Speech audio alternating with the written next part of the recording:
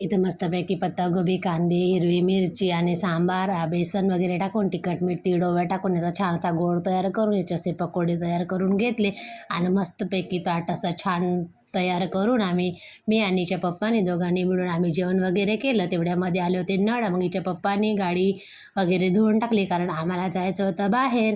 म्हणून आम्ही मस्तपैकी तयारी वगैरे केली आणि ह्या मच्छांना दाणे टाकले कारण 2 दिवस आम्ही येणार नाही होतो म्हणून आम्ही यांना दाणे वगैरे भरपूर टाकून घेतले आणि नंतर आम्ही गाडीला सुद्धा थोडंसं खाऊ पिऊ चारलं.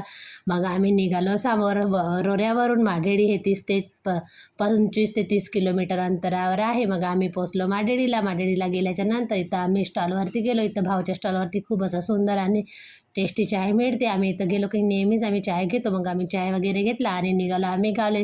जाताना झाला अंधार. मग इथं गेल्याच्या नंतर विहाराजवळ पोरी होते आपल्या व्हिडिओ काढत. मग पोचलो आम्ही घरी गेलो तर आमच्या नंदनबाई वगैरे येऊनच होत्या. मग आल्या म्हणते आता तू चिकन बनव. म्हणून मला चिकन बनवायला लावलं. मी चिकन बनवून घेतलं आणि मुलं मुली मिळून आम्ही सगळेजण मिळून जेवण वगैरे करून घेतलं. मस्तपैकी जेवण वगैरे केलं आणि नंतर गेलो आम्ही फंडाच्या मीटिंगला. दरवर्षीप्रमाणे ह्या होळीला आमच्या फंडाची मीटिंग होती. त्या मीटिंगला आम्ही वगैरे गेलो. तिथं झाला भरपूर वेळ आणि मग आम्ही आलो घरी. चला भेटू दुसऱ्या ब्लॉगमध्ये. बाय.